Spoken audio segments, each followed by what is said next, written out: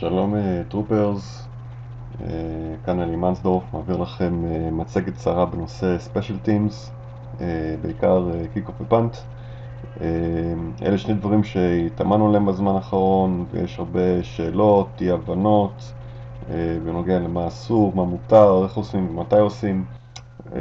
אז המצגת הזה בא קצת לעבור על הנושאים האלה, ושכולנו נהיה על אותו עמוד ונדע איך בדיוק הדברים האלה מתבצעים.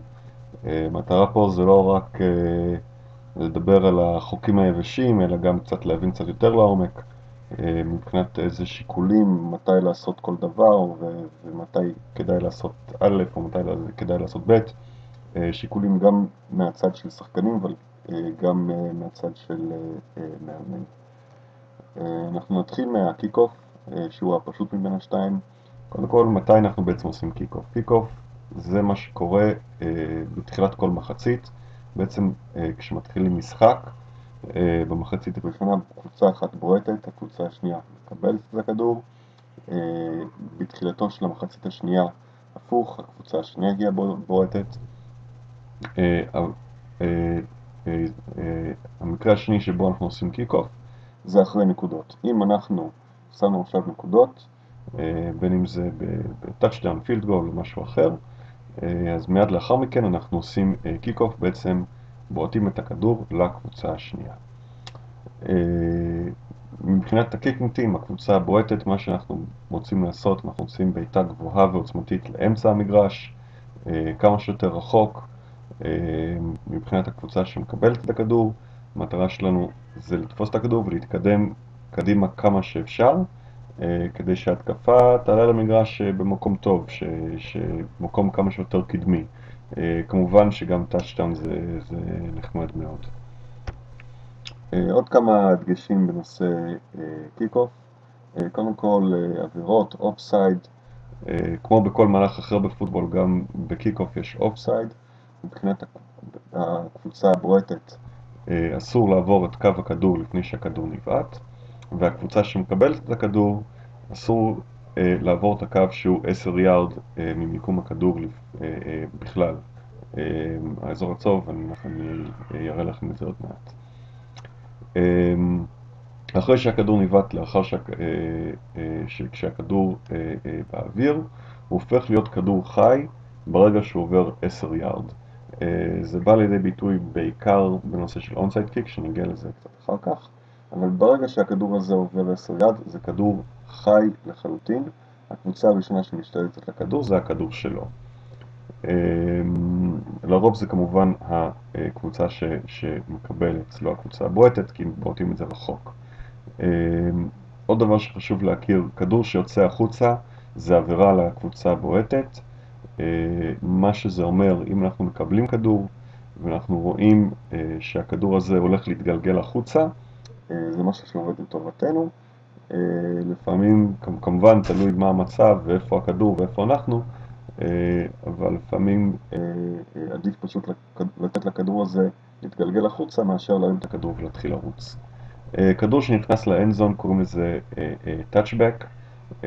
זה מהלך שמת מיד,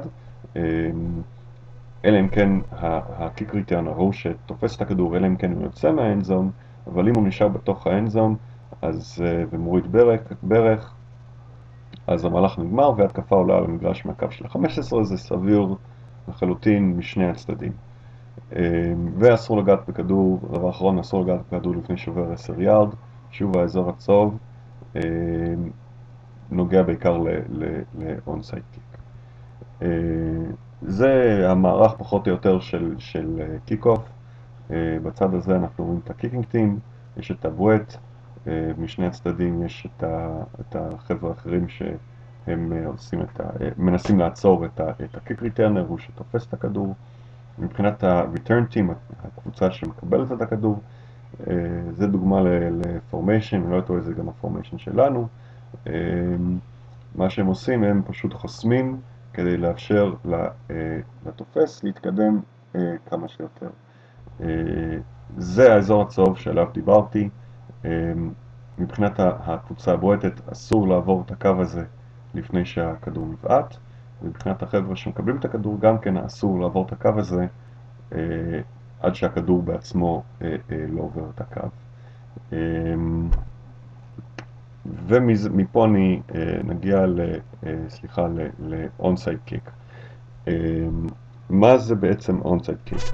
onside kick זה כאשר הקבוצה שבועטת את הכדור מנסה להחזיר לעצמה את הכדור על ידי בעיטה קצרה ומכוונת כדי להשתלט על הכדור לפני הקבוצה השנייה. כמו שאמרתי בהתחלה, ברגע שהכדור הזה עובר 10 יארד זה כדור חי לחלוטין, אז במקום לבעוט בעיטה רחוקה אני בועט בעיטה קצרה במטרה לנסות לתת לעצמי הזדמנות להשתלט על הכדור לפני הקבוצה השנייה. מתי בעצם אנחנו עושים את זה? למה אנחנו עושים את זה? נגיד, הרגע שמתי טאצ'דאון, נשאר דקה למשחק, ואנחנו עדיין בפיגור של 2, 3, 4, 5 נקודות. אם אני עושה עכשיו קיק-אוף רגיל ואני בועט את הכדור לקבוצה השנייה, ההתקפה שלהם תעלה על המגרש, ובזה בעצם ייגמר המשחק. במקום לתת להם את הכדור, במקום לבעוט להם את הכדור, אני אעשה onside kick, בעיטה קצרה, בניסיון להשתלט על הכדור לפניהם, ואחר כך ההתקפה שלי תעלה על המגרש, ההתקפה שלנו, עם הזדמנות האחרונה לשים את הנקודות ולהשוות או לעשות טאצ'דאון להוביל. איך בעצם זה מתבצע? אזור הצהוב שהראיתי לפני כן הוא אזור שאסור לשני הקבוצות, אסור לגעת בכדור עד שהוא לא עובר את ה-10 יארד. הקבוצה הבועטת לא עוברת את הקו לפני שהכדור נבעט, וגם כן הקבוצה השנייה גם כן לא נכנסת לאזור הזה. ברגע שהכדור עובר את ה-10 יארד, שני הקבוצות יחד מנסות להשתלט על הכדור. אם נראה את זה כאן, מה שבדרך כלל יקרה, הקיקר נעשה בעיטה לתוך האדמה, בעיטה שהכדור יתגלגל, בדרך כלל לצדדים, או לצד הזה או לצד הזה, משהו שיתגלגל ויקח לו נגיד את כל המרחק כדי לעבור את ה-10 יארד, כדי שהחבר'ה האלה יוכלו להגיע לנקודה הזאת בדיוק כשהכדור מגיע. יש כמה טקטיקות לעשות את הדבר הזה. אחד הטקטיקות הקיימות זה נגיד לשים את כל החבר'ה בצד אחד ולהשאיר פה בן אדם אחד או שניים כדי להטעות, הם לא יודעים לאיזה כיוון תצא הביתה. דרך אגב חייבים לפחות שחקן אחד בכל צד, אבל זה אחד הטקטיקות שיש. מעבר לזה זה עניין של טכניקה של הבועט, איך לבעוט את הכדור, בועטים את הכדור בתוך האדמה, שוב כדי שהוא יתגלגל וכדי שיגיע לצדדים, שיהיה לו מסלול ארוך שיתגלגל המון עד שיגיע לקו של 10 יארד. יש פה וידאו לדוגמה של בעיטת אונסייד קיק מוצלח, שאני אשים פה גם בנפרד שתוכלו לראות איך זה נראה. פאנט זה הדבר השני. מתי בעצם אנחנו עושים פאנט? כאשר ההתקפה, אנחנו נמצאים בניסיון הרביעי ל-first down, ואנחנו מוותרים על הניסיון הזה ומעבירים את הכדור לקבוצה השנייה, במקום לנסות להגיע ל-first down או ל-field goal. למה בעצם אנחנו מוותרים בניסיון האחרון הזה?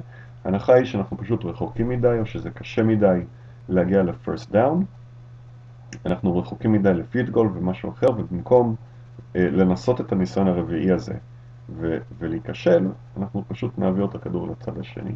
שוב, כדי לוודא שכולם מכירים, יש לך 4 ניסיונות להגיע ל-first down.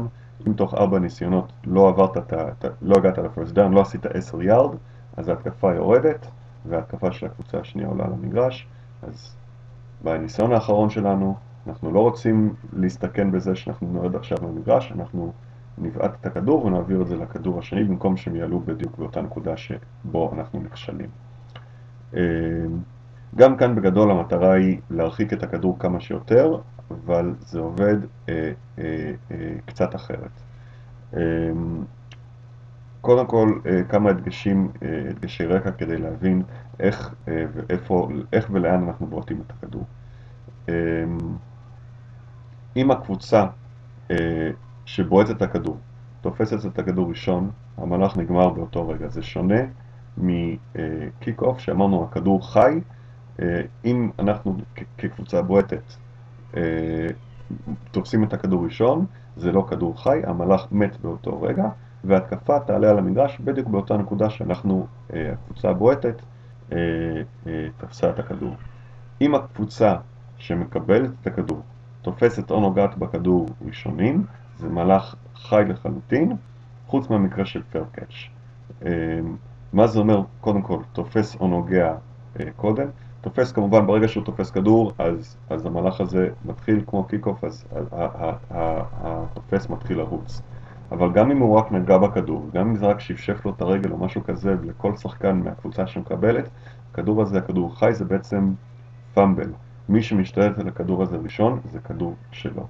המקרה היחיד שבו המהלך גם כן הופך למהלך מת, זה כאשר הפאנט ריטרנר מסמן לפייר קאץ'. מה זה פייר קאץ'? זה כאשר הפאנט ריטרנר מרים את היד למעלה ומנפנף גבוה. זה בעצם סימן שהוא לא מתכוון לרוץ עם הכדור, הוא לא רוצה לרוץ עם הכדור, הוא פשוט יתפוס את הכדור ומאותו מקום התקפה תעלה על המגרש. למה הוא עושה את זה? הוא עושה את זה בעיקר אם הוא רואה לתפוס את הכדור יגרום שאין לו חוסמים, ואם הוא יתפוס את הכדור פשוט יהרגו אותו, יתקלו אותו וחבל, אז פשוט כדי למנוע את הטאקל וגם ככה הוא לא יוכל להתקדם יותר מדי, הוא פשוט אומר פייר קאץ', אני תופס, אף אחד לא נוגע בי ואני לא מתקדם. עוד דבר שחשוב לדעת שהוא שונה מהקיק-אוף, כדור שיוצא לחוץ. בקיק-אוף אמרנו כדור יוצא החוצה זה עבירה, בפאנט זה לא עבירה. אם הכדור יוצא החוצה, אז הקבוצה תקבל את הכדור, הקבוצה השנייה תקבל את הכדור, בדיוק באותה נקודה שזה יצא.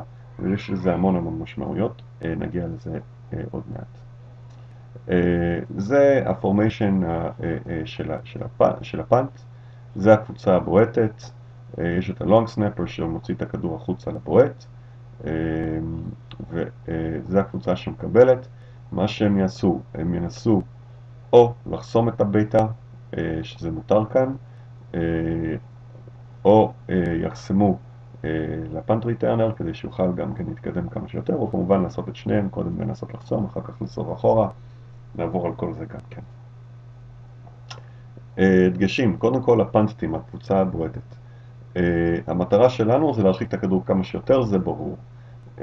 אבל מה בגלל החוקים המיוחדים של הפאנט, שזה שונה מהקיק-אוף, זה שזה יוצא החוצה מצד אחד, וזה שאנחנו יכולים להשתלט על הכדור קודם ולקבוע איפה ההתקפה שלהם תעלה על המגרש, אז מה שאנחנו באמת רוצים לעשות פה זה לרתק אותם כמה שיותר עמוק בשטח שלהם, בלי שהכדור הזה ייכנס לאנזון. במקרה של פאנט, כמו בקיק-אוף, אם הכדור נכנס לאנזון, אז הם ישר עולים ב-15. המטרה שלנו שהם יעלו עמוק יותר, לא ב-15 אלא פחות, בקו של ה-10, בקו של ה-5, מה שזה לא יהיה. אז מה שזה דורש, במקום ביתה עוצמתית לאמצע המגרש, אנחנו רוצים ביתה גבוהה, מדויקת ולצדדים. למה מדויק ולצדדים? יש מה שביטוי בפוטבול שנקרא קופן קורנר, בתרגום חופשי, ארון קבורתי פינתי, זה כל ביתה שנוחת ויוצא החוצה באזור 5 יארד של היריב. עוד מעט אני רואה לכם, אם אתם קצת חושבים על זה, כדור יוצא החוצה באזור 5 יארד, הם עמוק בשטח שלהם, זה מקום מאוד מסוכן, מאוד קשה להתקדם משם, וזה שם את ההתקפה במקום מאוד לא נוח מבחינתו. אז לכן חשוב לשמור על רמת מודעות גבוהה, איפה אנחנו נמצאים, איפה הכדור נמצא, האם כדאי לי להשתלט עליו, האם כדאי לי לתת לכדור הזה להתגלגל עוד קצת אחורה, כדי שזה ילך כמה שיותר אחורה ולשים את ההתקפה שלהם כמה שיותר עמוק בשטח שלהם. זה הקופן קורנר, ארון קבורה הפינתי. שוב, אנחנו בועטים כדור, המטרה שלנו שהכדור יגיע לכאן. הקו שלך, אם הכדור נכנס לאנזון, מתחילים ב-15, כל דבר שזה מאחורי ה-15, עדיף. אפשר לעשות את זה על ידי תיקול הפאנט ריטרנר כאן, אם הוא תופס את זה כאן, כמובן שזה מעולה. פאנט ריטרנר חכם לא יתפוס פה כדור, אלא אם כן הוא יודע שיוכל לרוץ ולהתקדם המון. מצד שני, מה שיקרה, אם הפאנטר בועט בצורה מוצלחת לצדדים, כדור יוצא החוצה, זה נהדר, כדור שאנחנו מצליחים לעצור אותו כאן, גם כן נהדר, זה המטרה שלנו. דגשים מבחינת ה-return team, החבר'ה שמקבלים את הכדור. מותר לנסות לחסום את הביתה, את זה כבר אמרתי, אבל צריך להיזהר מלהתקל או אפילו לגעת בפנתר בזמן הביתה, בזמן שעדיין בתנועה של הביתה, זה עבירה מאוד חמורה. דבר שני, ה-fair catch, גם כבר דיברנו עליו, אבל אני ארחיב על זה שוב, להדגיש, אם הפאנט ריטרנר מסמן ל-fair catch, הוא לא מתקדם, וגם להתקפה, גם כן אסור לגעת בו, אסור לתקל אותו, זה גם כן עבירה חמורה. מה שמשאיר אותנו בעצם מבחינת ה-return team זה קבלת החלטות. מתי בעצם אנחנו רוצים לתפוס את הכדור ולרוץ, מתי אני רוצה לעשות fair catch, ומתי בעצם כדאי לי אך ורק להתרחק עם הכדור, לא לגעת פה כי זה כדור מסוכן, כדור לא נוח, משהו שלא יעבוד לטובתי